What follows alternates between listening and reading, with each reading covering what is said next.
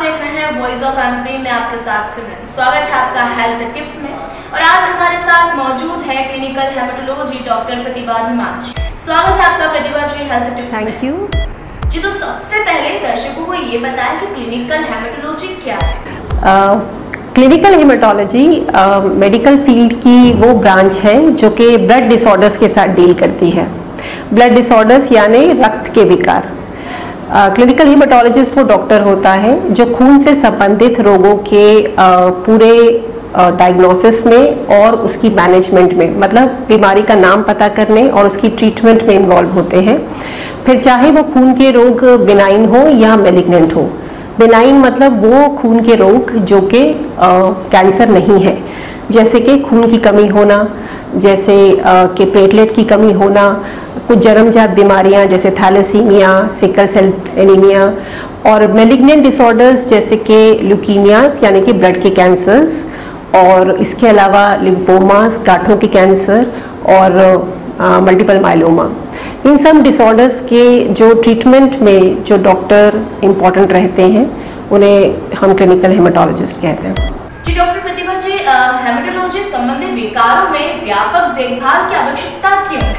Haematological disorders को treat करने के लिए एक प्रॉम्प्ट मैनेजमेंट की ज़रूरत होती है। मतलब कि यूजुअली इन पेशेंट्स को इमीडिएट अटेंशन की आवश्यकता होती है। अगर हम इनको वक्त पे डायग्नोसिस इनका बना पाएँ, वक्त पे हम बीमारी का नाम पता कर पाएँ और उसके बाद हम मैनेजमेंट स्टार्ट करें, तो क्योरेबिलिटी के चांसेस, पेशेंट के ठीक होने के चांसेस और लंबे समय तक ठीक रहने के चांसेस अच्छे रहते हैं। इसी वजह से जितने भी हेमेटोलॉजिकल डिसऑर्डर्स होते हैं उन्हें एक मल्टी डिसिप्लिनरी यानी कि एक टीम वर्क की ज़रूरत होती है। टीम वर्क से मेरा मतलब है एक क्लिनिकल हेमेटोलॉजिस्ट, एक पैथोलॉजिस्ट जो कि डायग्नोसिस में हेल्प करते हैं, माइक्रोबायोलॉजिस्ट जो इन्फेक्शंस में को डिटेक्ट करने में डॉक्टर की हेल्प करते हैं।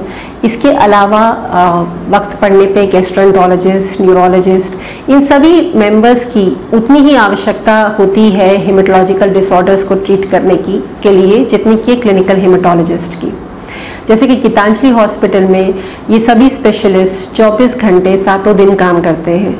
तो कोई भी पेशेंट जब किसी भी तरीके की हेमेटोलॉजिकल प्रॉब्लम के साथ, ब्लड की प्रॉब्लम के साथ आता है, तो सभी स्पेशलिस्ट इकट्ठे मिलकर और सभी डिस्कशन करके पेशेंट को पूरे तरीके से ठीक करने में हेल्प करते हैं। प्रतिभा जी, बोन मैरो और रक्त कोशिकाएं क्या है, जरा ये बताइए। बोन मैरो वो जगह होती है जहाँ पे ब्लड सेल्स बनते हैं। अगर मैं बहुत ही आम भाषा में बात करूं तो बोन मैरो वो जगह है जो कि ब्लड की फैक्ट्री है, जहाँ पे ब्लड बनता है। ब्लड के 3 कंपोनेंट्स होते हैं जो सबसे ज़्यादा इम्पोर्टेंट रहते हैं। वो होते हैं, एक होता है आरबीसी जो आप हीमोग्लोबिन के रूप में देखते हैं, एक होता है डब्ल्यूबीसी जो कि श्वेत कण होते हैं, और एक होते हैं प्लेटलेट।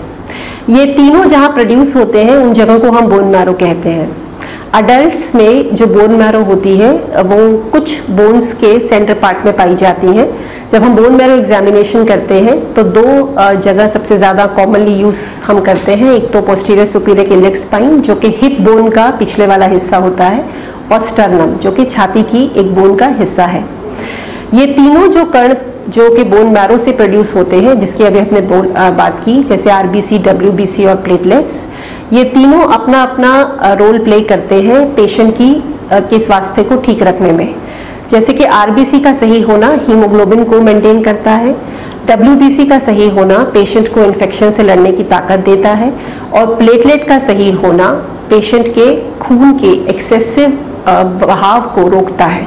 तो ये सारी चीज़ें जो है वो बहुत इम्पॉर्टेंट होती है पेशेंट के ब्लड के पूरे सिस्टम को मेंटेन करने के लिए, और जहाँ ये प्रोड्यूस होती है उस जगह को हम बोन मैरो कहते हैं। जी प्रतिभा जी, हेमेटोपोइएटिक स्टेम सेल ट्रांसप्लांट क्या है, जरा इसके बारे में बताइए। स्टेम सेल ट्रांसप्लांट, जिसे कि हम बोन मैरो ट्रांसप्लांट भी कहते हैं, ये एक तरह की मेडिकल टेक्निक है कुछ डिसऑर्डर्स को क्योर करने के लिए।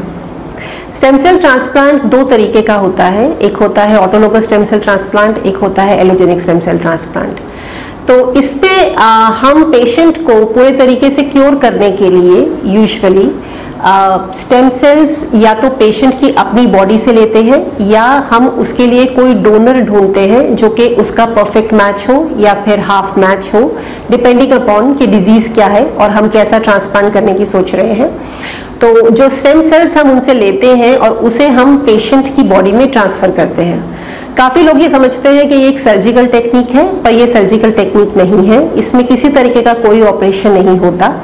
हम स्टेम सेल्स को ब्लड से ही हार्वेस्ट करते हैं और हम पेशेंट को जब देते हैं तो हम एक ट्रांसफ्यूजन जैसी टेक्निक से ही देते हैं। तो बोन मैरो ट्रांसप्लांट, जिसे हम प्रॉपरली अब स्टेम सेल ट्रांसप्लांट कहते हैं, ये काफ़ी सारे डिसऑर्डर्स को, बहुत सारी जो ब्लड की बीमारियां हैं उसे क्योर करने में काफ़ी हद तक सफल होता है, जिसमें कि कैंसर्स भी इंक्लूडेड हैं और नॉन कैंसरस कंडीशंस भी इंक्लूडेड हैं। डॉक्टर प्रतिभा हिमांशु, स्टेम सेल हार्वेस्ट प्राप्त करने की प्रक्रिया क्या है? स्टेम सेल हार्वेस्ट करने के दो तरीके होते हैं। एक तो होता है peripheral blood stem cell harvest और दूसरा होता है bone marrow harvest. Usually most of the disorders, जितने भी ब्लड के ज़्यादातर डिसऑर्डर्स होते हैं, उसमें हम पेरिफेरल ब्लड से ही स्टेम सेल्स कलेक्ट करते हैं। हम पेशेंट को, या अगर ये ऑटोलोगस स्टेम सेल ट्रांसप्लांट नहीं है तो जो डोनर हमने सिलेक्ट किया है उसे हम कुछ तरह के इंजेक्शंस देते हैं जिसे GCSF कहा जाता है। इसकी मदद से होता यह है कि जो स्टेम सेल्स नॉर्मली आपकी बोन मैरो में होते हैं वो इस इंजेक्शन के प्रभाव में ब्लड के अंदर आ जाते हैं। तो जब वो ब्लड में आ जाते हैं तो हम एक कैथेटर, मतलब एक बड़ी वीनस कैथेटर डाल के हम ये सेल्स जो हैं वो उनके ब्लड से हार्वेस्ट कर लेते हैं, मतलब कलेक्ट कर लेते हैं। ये उसी तरीके की प्रक्रिया होती है जैसे कि आप खून दान करते हैं, जिसमें आपको एक सुई लगाई जाती है और आपसे कुछ ml का खून निकाला जाता है। उसी तरीके से इसमें हम एक थोड़ा सा वाइड बोर कैनुला डाल के हम उससे ये स्टेम सेल्स ब्लड से हार्वेस्ट या कलेक्ट कर लेते हैं। जो दूसरी टेक्निक है वो है bone marrow harvest. Bone marrow harvest OT में किया जाता है, ऑपरेशन थिएटर में किया जाता है, जहां डोनर को बेहोश किया जाता है और फिर उसकी पोस्टीरियर सुपीरियर इलियक स्पाइन, मतलब हिप बोन के जो पीछे वाला हिस्सा होता है, वहां से हम बोन मैरो लेते हैं। और ये प्रोसीजर कुछ घंटों के ऊपर किया जाता है पेशेंट की सेहत को और उसके हीमोग्लोबिन और बाकी पैरामीटर्स को मेंटेन करते हुए। जी, वहीं प्रतिभा जी बात करें तो किन कंडीशंस में इलाज स्टेम सेल ट्रांसप्लांट द्वारा किया जाता है, इस बारे में बताएं। जैसा मैंने पिछली उस पे ही कहा कि स्टेम सेल ट्रांसप्लांट जो है वो बहुत सारे बिनाइन और मैलिग्नेंट डिसऑर्डर्स की क्योरेबिलिटी में बहुत हद तक सफलदायक है। सो अगर हम बिनाइन डिसऑर्डर्स की, मतलब उन बीमारियों की बात करें जो कि मैलिग्नेंट यानी कि कैंसरस नहीं है, तो ऐसी बहुत सारी बीमारियां जैसे कि जन्मजात से थैलेसीमिया, सिकल सेल एनीमिया, कुछ बीमारियां जो बाद में होती हैं जो जन्म से नहीं होती, जैसे कि एप्लास्टिक एनीमिया, जैसे कि मल्टीपल स्क्लेरोसिस, ये सब बीमारियां जो हैं इनका ट्रांसप्लांट से क्योर किया जाता है। इसके अलावा जो कैंसर हैं, जो ब्लड के कैंसर्स हैं, उसमें सभी तरह के कैंसर्स में किसी न किसी स्टेज पे, चाहे वो पहली बार की ट्रीटमेंट में हो या बीमारी के वापस आने के बाद हो, हम ट्रांसप्लांट कर सकते हैं, जिसमें कि ल्यूकीमियाज मुख्यतः हैं, जैसे जो कि ब्लड के कैंसर्स हैं, चाहे वो तेजी से बढ़ने वाले ब्लड कैंसर हो या धीरे धीरे बढ़ने वाले ब्लड कैंसर हो। इसके साथ लिम्फोमास यानी कि गांठों के कैंसर, फिर माइलोमा, वो कैंसर जो कि प्लाज्मा सेल के थ्रू पैदा होते हैं और हड्डियों में इन्फिल्ट्रेट करते हैं। इन सभी का इलाज स्टेम सेल्स से किया जाता है और इसमें सक्सेस रेट वेरिएबल रहते हैं, लेकिन मोस्टली जब प्रक्रिया हम पेशेंट को एक्सप्लेन करते हैं तो उसके अकॉर्डिंगली रिस्पॉन्स रेट कैसा रहेगा, क्या आगे के चीज़ें प्रिकॉशंस वगैरह हैं, वो सब हम पेशेंट को एक्सप्लेन करते हैं। तो बहुत सारे बिनाइन और मैलिग्नेंट कंडीशंस में ट्रांसप्लांट बहुत ज़्यादा लाभदायक होता है। वहीं ट्रांसप्लांट कितने प्रकार का होता है? स्टेम सेल ट्रांसप्लांट दो तरह के होते हैं, एक होता है ऑटोलोगस स्टेम सेल ट्रांसप्लांट और एक होता है allogeneic stem cell transplant. Autologous stem cell transplant का मतलब ये है कि पेशेंट खुद ही अपना डोनर है, हम कहीं डोनर ढूंढ नहीं रहे, पेशेंट खुद ही अपने लिए सेल्स देता है। Multiple myeloma, lymphoma, multiple sclerosis, इन सब रोगों में जो ट्रांसप्लांट किए जाते हैं यूजुअली वो ऑटोलोगस स्टेम सेल ट्रांसप्लांट होते हैं। इसमें इस प्रक्रिया में हम पेशेंट को ही GCSF देते हैं उससे फिर स्टेम सेल कलेक्ट करते हैं और उसके बाद एक हाई डोज कीमोथेरेपी पेशेंट को दी जाती है। इसके बाद जो स्टेम सेल हमने पहले हार्वेस्ट किए हैं, जो हमने कलेक्ट किए हैं, वो हम पेशेंट को री इन्फ्यूज़ कर देते हैं और इसके बाद कुछ दिनों तक, जब तक पेशेंट की अपनी जो ब्लड बनाने की क्षमता है वो पूरी तरीके से जब तक रिकवर नहीं होती, तब तक हम उन्हें स्टेम सेल यूनिट में रखते हैं और यूजुअली 12 से 14 दिन में जब सेल्स रिकवर कर जाते हैं तब हम उन्हें आगे के लिए डिस्चार्ज करते हैं। दूसरा जो स्टेम सेल ट्रांसप्लांट है वो है allogeneic stem cell transplant. Allogeneic stem cell transplant के लिए हमें डोनर की आवश्यकता होती है। जो एक्यूट ल्यूकीमियाज होते हैं, क्रॉनिक ल्यूकीमियाज मतलब बहुत तेज़ी से बढ़ने वाले और धीरे बढ़ने वाले ब्लड कैंसर्स, और इसके अलावा भी कुछ और रोग जैसे कि थैलेसीमिया है, सिकल सेल एनीमिया है या एप्लास्टिक एनीमिया है, इन सब में एलोजेनिक स्टेम सेल ट्रांसप्लांट किया जाता है। इसके लिए हमें एक HLA मैच्ड डोनर की आवश्यकता होती है, जो यूजुअली पेशेंट के भाई बहन हो सकते हैं या फिर मैच्ड अनरिलेटेड ट्रांसप्लांट भी किया जाता है, जिसमें कि डोनर आपसे रिलेटेड नहीं होता बट आपके साथ फुली मैच्ड होता है। और जो तीसरा जो ट्रांसप्लांट होता है वो होता है हाफ मैच ट्रांसप्लांट, जिसे हम हैप्लो आइडेंटिकल ट्रांसप्लांट भी कहते हैं। ये हाफ मैच HLA के साथ किया जाता है, तो इसमें डोनर माता पिता भाई बहन भी हो सकते हैं। इस प्रक्रिया में हम डोनर को GCSF देते हैं, उससे हम स्टेम सेल्स लेते हैं और पेशेंट को साइमल्टेनियसली मतलब उसी दौरान कीमोथेरेपी दी जाती है और उसके बाद डोनर से लिए हुए स्टेम सेल्स हम पेशेंट को इन्फ्यूज़ कर देते हैं।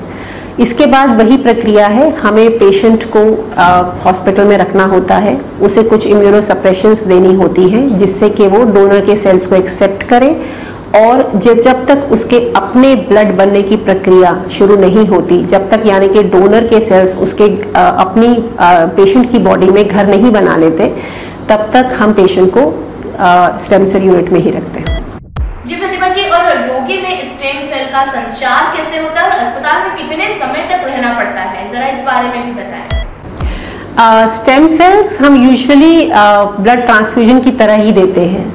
हम एक पेरिफेरली एक कैनुला इंसर्ट किया होता है पेशेंट की बॉडी में, या फिर हिकमैन कैथेटर भी हो सकता है, तो इसके थ्रू हम ये जो स्टेम सेल्स हैं वो जैसे हम किसी को ब्लड ट्रांसफ्यूज करते हैं उसी तरीके से इन्फ्यूज किए जाते हैं और यूजुअली पेशेंट अस्पताल में 3 से 4 हफ्ते तक रहता है। जी भाई, अगला सवाल मेरा आपसे है, आखिरी सवाल कि हेमटोपोएटिक स्टेम सेल ट्रांसप्लांट से जुड़े जोखिम क्या है? स्टेम सेल ट्रांसप्लांट जब हम करते हैं तो जो सबसे बड़ा जो जोखिम रहता है, जो सबसे बड़ा इफेक्ट होता है पेशेंट की बॉडी में, वो ये है कि पेशेंट की अपनी इम्यूनिटी उस वक्त लो होती है, यानी कि पेशेंट के अंदर किसी भी तरीके के इन्फेक्शन से लड़ने की ताकत नहीं होती। सो जो सबसे इम्पॉर्टेंट हम कॉम्प्लिकेशन हमेशा पेशेंट को डिस्क्राइब करते हैं वो होती है इन्फेक्शंस की। हर bone marrow transplant unit usually HEPA filtered होती है, यानी कि इसमें ऐसे फिल्टर्स लगाए जाते हैं जिससे कि पेशेंट को इन्फेक्शन का खतरा कम से कम हो। इन्फेक्शन से बचाना हमारा सबसे बड़ा रोल रहता है स्टेम सेल ट्रांसप्लांट के दौरान। जो दूसरी कॉम्प्लिकेशंस होती हैं वो एलोजेनिक स्टेम सेल ट्रांसप्लांट में देखी जाती है, जिसे हम GVHT या फिर और ग्राफ्ट फेलियर भी हो सकता है। GVHT का मतलब है graft versus host disease. Patient के अंदर जब हम डोनर के सेल्स को इन्फ्यूज़ करते हैं, तो जब डोनर के सेल्स अंदर जाते हैं तो कुछ सेल्स ऐसे भी होते हैं जो पेशेंट की बॉडी को डिफरेंट एरिया में डिस्ट्रक्ट कर सकते हैं। और ग्राफ्ट फेलियर का मतलब ये होता है कि जब हम डोनर के सेल्स पेशेंट को देते हैं तो जो सेल्स हैं वो अपने आप को ग्राफ्ट ही नहीं कर पाते पेशेंट की बॉडी में, मतलब वो अपना घर नहीं बना पाते पेशेंट की बॉडी में। सो ये सारी कॉम्प्लिकेशंस हर ट्रांसप्लांट में अलग अलग तरीके से होती हैं। हर ट्रांसप्लांट में हम जो प्रेवलेंस जिसे कहते हैं, जो चांसेस हैं ये कॉम्प्लिकेशन होने के, वो अलग अलग होते हैं, जो हम काउंसलिंग के दौरान बहुत ही विस्तार से पेशेंट और डोनर के साथ डिस्कस करते हैं। जी डॉक्टर प्रतिभा हिमांशी, हेल्थ टिप्स में कई जरूरी बिंदुओं पर जानकारी व सुझाव साझा करने के लिए आपका बहुत बहुत धन्यवाद। थैंक यू इस चर्चा के लिए हमें एक अपॉर्चुनिटी देने का, जिससे कि हम मरीजों को और लोगों को ये बता पाएँ कि हेमाटोलॉजी क्या सर्विस है और इसमें हम क्या क्या करते हैं। और इस कार्यक्रम में बस इतना ही, और ऐसे हर अपडेट्स के लिए बने रहें जय भारत।